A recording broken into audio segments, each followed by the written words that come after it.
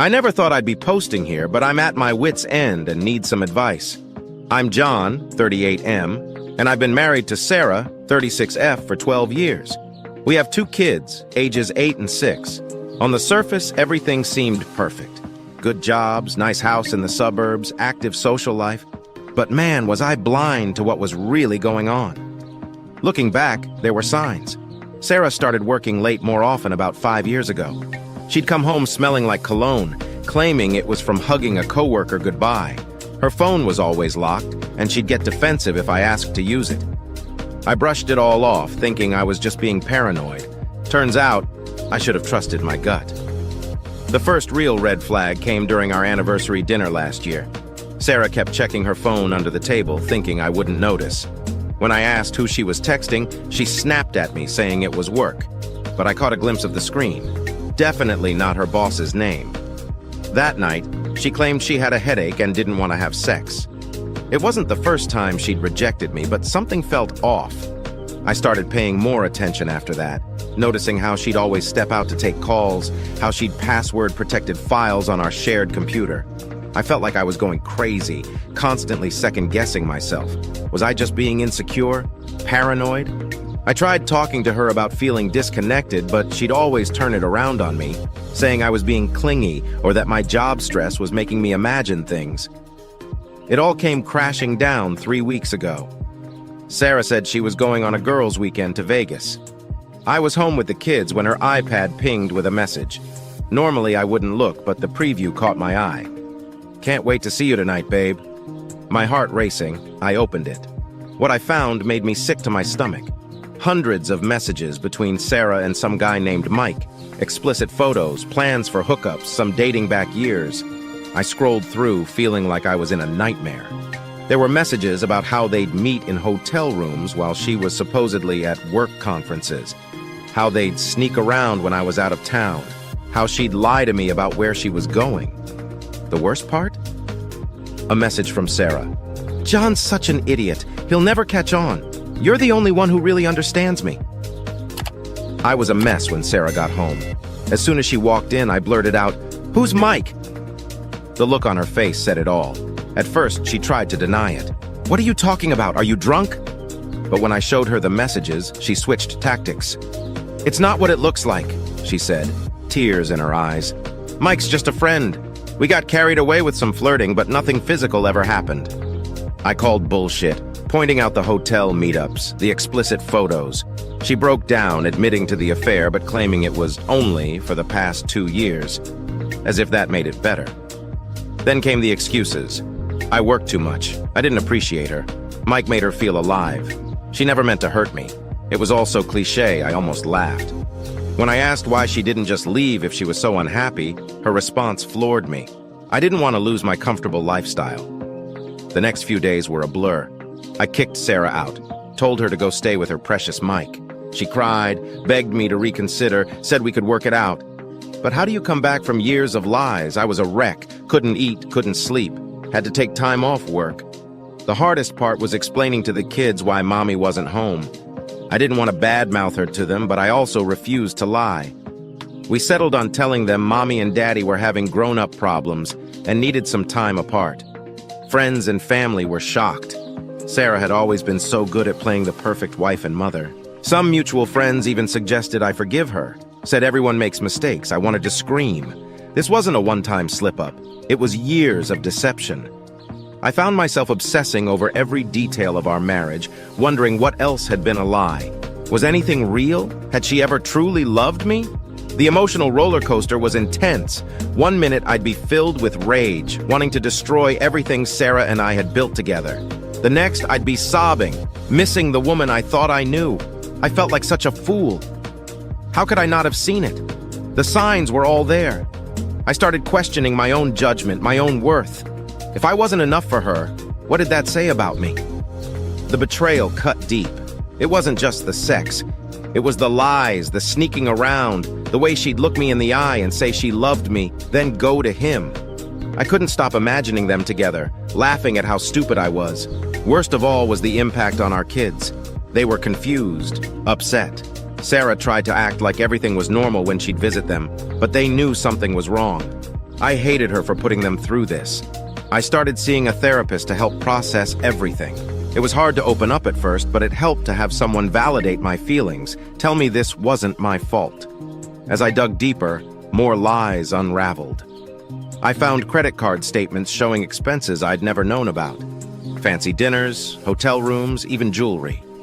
Sarah had been siphoning money from our joint account to fund her affair. I discovered that some of her girls' nights had been covers for meeting Mike. She'd even introduced him to some of our friends as a work colleague right under my nose. The level of deception was staggering. Then came the bombshell. I got a call from Mike's wife, Lisa. Turns out Sarah wasn't his only affair. He'd been playing us both. Lisa and I met for coffee, comparing notes. It was surreal, but oddly comforting to have someone who understood exactly what I was going through. Sarah, when confronted with this new information, tried to spin it as her being a victim too. "Mike manipulated me," she cried. "I thought we had something special." I almost laughed at the irony of her feeling betrayed. Each new revelation felt like a fresh wound, but also strengthened my resolve. There was no going back from this. With the full extent of Sarah's deception clear, I knew I had to protect myself and the kids. I met with a divorce lawyer to understand my options. The meeting was sobering. Dividing assets, discussing custody arrangements, alimony. It all felt so cold and businesslike for something so personal. Sarah, predictably, didn't take it well when served with divorce papers. She oscillated between begging for another chance and threatening to take me for everything I had. Her mask was fully off now, revealing a manipulative side I'd never seen before. I'm grateful I had documentation of her affair and financial misdeeds. It gave me leverage in negotiations. Still, the process was draining. Every discussion about splitting up our life felt like a punch to the gut. The kids were my priority. I pushed for primary custody, given Sarah's history of lying and putting her own desires above their well-being. She fought it, of course, trying to paint me as an uninvolved father, but I had years of proof showing otherwise. It was a harsh lesson in how quickly someone you thought you knew could turn on you. I never imagined I'd be in this position, fighting for my kids against their own mother. As the divorce proceedings dragged on, I found myself on a journey of self-discovery. With Sarah out of the house, I had time to focus on myself and the kids. It was hard at first. I'd been part of a couple for so long, I barely knew who I was on my own. I threw myself into being the best dad I could be. Movie nights, helping with homework, weekend adventures. Seeing the kids smile despite everything helped keep me going. I also started taking better care of myself. Hit the gym, started eating healthier. It was partly to work out my frustration, partly to boost my self-esteem. After years of Sarah's subtle put-downs, I needed to rebuild my confidence. Therapy continued to be a lifeline. I worked through my anger, my trust issues, my fear of being alone. It wasn't easy, but I slowly started to see a future beyond the pain. Friends stepped up in ways I never expected. Jim, my buddy from college, came over every week to help with the kids or just to hang out. His support meant the world to me. Slowly, I started to realize that losing Sarah wasn't the end of the world. In fact, it might be the start of a better one. The fallout from the affair affected more than just Sarah and me. Our social circle was thrown into chaos. Some friends took sides, others tried to stay neutral. It was eye-opening to see who stood by me and who believed Sarah's version of events. Sarah's family was a whole other mess. Her parents, who I'd always been close with, were torn. They were disappointed in her actions, but still wanted to support their daughter. It led to some awkward encounters, especially when it came to the kids' events. My own family was solidly in my corner, almost to a fault. My sister wanted to confront Sarah, and I had to talk her down. As much as I appreciated the support, I didn't want to create more drama. The hardest part was watching some friends try to maintain relationships with both of us. I got it. They didn't want to choose sides. But it stung when I'd hear about Sarah being invited to gatherings I was at, too. I had to learn to set boundaries. I made it clear I wouldn't attend events where Sarah was present, at least for now. It meant missing out sometimes, but it was necessary for my mental health. Through it all, I was surprised by the kindness of acquaintances who stepped up. My neighbor, who I'd barely spoken to before, started mowing my lawn when he saw I was struggling to keep up. Small gestures like that kept me going. Watching my kids navigate this mess was the most heartbreaking part of it all. Emma, 8, and Tyler, 6, were confused and hurt. They didn't understand why Mommy wasn't living with us anymore, or why Daddy was so sad all the time. I tried my best to shield them from the uglier details, but kids are perceptive. They picked up on the tension whenever Sarah and I had to interact. Emma started having trouble at school, acting out in class. Tyler became clingy, afraid I'd disappear too. Sarah's visits were a roller coaster. She'd show up with gifts, trying to buy their affection. It infuriated me, but I bit my tongue for their sake. The last thing they needed was to see us fighting. One night, Emma asked me if it was her fault Mommy left. It took everything in me not to break down. I reassured her that none of this was her or Tyler's fault, that both Mommy and Daddy loved them very much. But I couldn't shake the guilt that our problems were hurting them. I started looking into child therapists, hoping to give them a safe space to process their feelings. It was a stark reminder that divorce affects more than just the couple. It ripples out, touching everyone connected to the family. Through it all, I was in awe of my kids' resilience. They had moments of sadness, sure, but they also found joy in small things. Their ability to smile despite everything gave me strength to keep pushing forward. As the dust began to settle, I realized one of the biggest casualties of Sarah's affair was my ability to trust. Not just in relationships, but in general. I found myself second-guessing everyone's motives, always looking for hidden agendas. It affected my work. I became overly suspicious of my coworkers, reading into every interaction. My boss pulled me aside one day, concerned about my changed behavior. I had to explain what I was going through, which was humiliating but necessary. Even with friends, I struggled.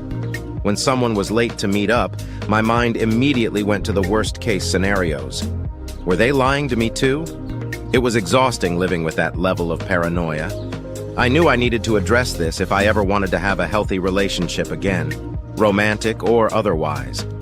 My therapist suggested exercises to challenge my negative thoughts, to remind myself that not everyone was out to hurt me. Slowly, I started opening up again. I forced myself to take people at face value, to give them the benefit of the doubt. It was scary, like walking a tightrope without a safety net. But each positive interaction helped rebuild my faith in humanity, bit by bit. The kids played a big part in this too. Their unconditional love and trust in me was a constant reminder that genuine connections still existed. If they could still believe in the good in people after everything they'd been through, maybe I could too. About a year after the divorce was finalized, I started to consider dating again. The thought terrified me. I felt rusty, damaged, unsure if I even remembered how to connect with someone romantically. My first attempt was a disaster. I met a woman, Melissa, through a dating app. We had coffee, and I spent the entire time paranoid she was hiding something. I interrogated her about her past relationships, looking for inconsistencies. Needless to say, there wasn't a second date. After that fiasco, I took a step back. I realized I wasn't ready. I needed to work on myself more before I could be a good partner to someone else. I focused on building a fulfilling life as a single dad. I joined a local hiking group, started taking cooking classes. It was nice to meet new people without the pressure of romance. Then, unexpectedly, I met someone. Kate, another single parent at Emma's school. We started talking at a PTA meeting, and things just clicked. She was patient with my trust issues, understanding of my situation with the kids. We took things slow, very slow. But for the first time in a long time, I felt a glimmer of hope. Maybe I wasn't too broken for love after all. It wasn't all smooth sailing. I had moments of panic, convinced Kate must be hiding something. But I forced myself to communicate openly about my fears instead of letting them fester. Her honesty and transparency went a long way in helping me heal. Even as I started to move forward with my life, I found myself grappling with unexpected emotions about Sarah and our failed marriage. Some days, I'd be hit with a wave of anger so intense it took my breath away. Other times, I'd feel a pang of nostalgia for the good times we'd shared, before questioning if those moments had even been real. One day, I ran into Sarah at the grocery store. It was the first time we'd seen each other outside of kid-related events or legal meetings. My heart raced, and I felt a mix of rage, hurt, and weirdly a hint of attraction. It messed with my head. I talked it over with my therapist, who explained it was normal to have conflicting feelings. She suggested writing letters to Sarah that I'd never send as a way to process my emotions. It felt silly at first, but it helped. I poured out years of hurt, betrayal, and lingering questions onto paper. The exercise made me realize I still had unresolved issues. Why wasn't I enough for her? Could I have done something differently? Rationally, I knew her cheating wasn't my fault, but emotionally, I still struggled with self-blame. Working through these feelings was crucial. I didn't want to carry this baggage into my relationship with Kate or project my insecurities onto her. It was a reminder that healing isn't linear. There would be setbacks and unexpected hurdles along the way. The fallout from Sarah's affair and our divorce had ripple effects on my career that I hadn't anticipated. The emotional toll and time spent dealing with legal matters meant my work performance suffered. I missed deadlines, made careless mistakes, and struggled to focus during meetings. My boss, Tom, called me into his office one day. I was sure I was about to be fired. Instead, he surprised me with his understanding. He shared that he'd gone through a similar situation years ago and offered me some flexibility to deal with my personal life. Still, I knew I needed to get my act together professionally. I couldn't use my personal problems as an excuse forever. I started seeing a career counselor who helped me develop strategies to compartmentalize and stay focused at work. I also realized that my job no longer felt fulfilling. Was it because of my changed circumstances, or had I been unhappy for a while and just too caught up in my marriage to notice? I started exploring other career options, even taking some online courses in web development, something I'd always been interested in but never pursued. The divorce had shaken up every aspect of my life, but maybe that wasn't entirely bad. It forced me to reevaluate what I wanted, not just in my personal life, but professionally too. For the first time in years, I felt a sense of possibility about my future career path. The financial impact of the divorce hit me harder than I expected. Despite the evidence of Sarah's infidelity, the court still awarded her a significant portion of our assets. I had to buy her out of the house to keep it for the kids, which meant taking on a new mortgage. Then, there were the ongoing costs. Alimony, child support when the kids were with her, legal fees that seemed never-ending. My comfortable upper-middle-class lifestyle suddenly felt precarious. I had to make some tough decisions. I downsized my car, cut back on unnecessary expenses, and started budgeting meticulously. Date nights with Kate became Netflix and homemade dinners instead of restaurants. I felt guilty, like I couldn't provide the life my kids were used to. But there was a silver lining. This financial reset forced me to reevaluate my relationship with money. I realized how much I'd been spending on things that didn't really matter. The kids didn't care about brand-name clothes or fancy vacations. They just wanted time with me. I started teaching Emma and Tyler about budgeting and saving, turning it into a game. We'd clip coupons together and celebrate when we found good deals. It was a valuable life lesson for them and for me. Slowly, I started to rebuild my financial security. It was hard work, but there was a sense of pride in knowing I was doing it on my own terms, without Sarah's deception hanging over me. About 18 months after the divorce, I had an unexpected run-in with Mike, the guy Sarah had been cheating with. I was at a coffee shop when I heard a familiar name being called out for an order. I looked up and there he was. My heart started racing. All the anger I thought I'd worked through came rushing back. I had a choice to make: ignore him or confront him. In that moment, I decided to face him. I walked over and simply said, "Mike, I'm John." The color drained from his face. He stammered out an apology, saying he never meant to hurt anyone. I asked him if he'd known Sarah was married. He admitted he did, but claimed Sarah had told him our marriage was essentially over. I wanted to punch him, but I kept my cool. Instead, I told him exactly how his actions had affected my kids, how they'd cried themselves to sleep wondering why their family had fallen apart. Mike looked genuinely remorseful. He revealed that his own marriage had ended too, and that Sarah had broken things off with him shortly after our divorce. As I walked away, I felt a weight lift off my shoulders. Confronting Mike hadn't changed what happened, but it gave me a sense of closure I hadn't realized I needed. That night, I called Kate and told her about the encounter. Her support and understanding reinforced that I was finally with someone who truly had my back. As time passed, I began to see my experience not just as a tragedy, but as an opportunity for growth. The pain of Sarah's betrayal had forced me to confront aspects of myself I'd long ignored. I realized I had been too passive in our marriage, often avoiding conflict to keep the peace. I'd ignored red flags, choosing blissful ignorance over uncomfortable truths. In therapy, I worked on being more assertive and communicative. I also recognized that I had tied too much of my self-worth to my role as a husband. When that was taken away, I felt lost. Through this journey, I learned to value myself as an individual, not just as someone's partner. My relationship with the kids deepened in ways I hadn't expected. Without Sarah as a buffer, I had to be both mom and dad. It was challenging, but it pushed me to be more nurturing, more patient, more present. I picked up new hobbies, started playing guitar, took up photography. These creative outlets helped me process my emotions and rediscover parts of myself that had been dormant for years.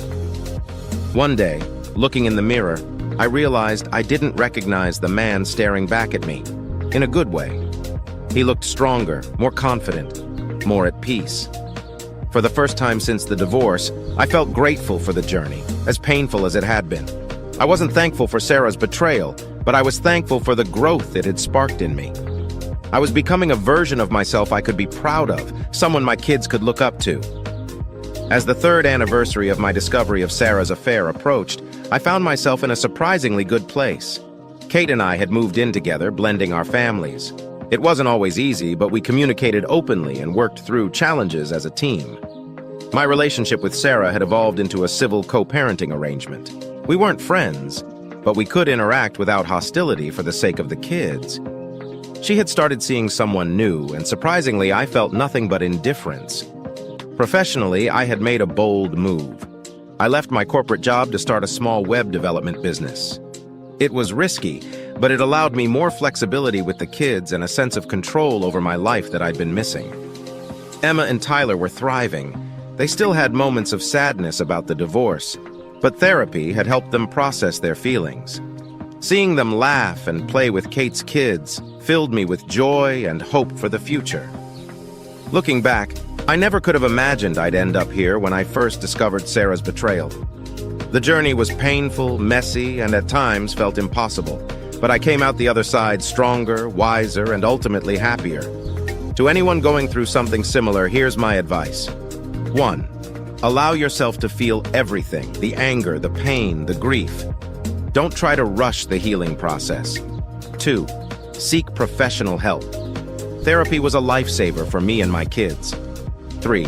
Focus on self-improvement. Use this as an opportunity to become the best version of yourself. 4. Prioritize your kids' well-being, but don't neglect your own. 5. Be patient with yourself. Trust issues don't disappear overnight. 6. Surround yourself with supportive people who have your best interests at heart. 7. Remember that your partner's infidelity is a reflection of their character, not your worth.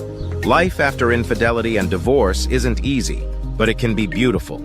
You have the power to write the next chapter of your story. Make it a good one, free. Make it a good one, free. Make it a good one, free.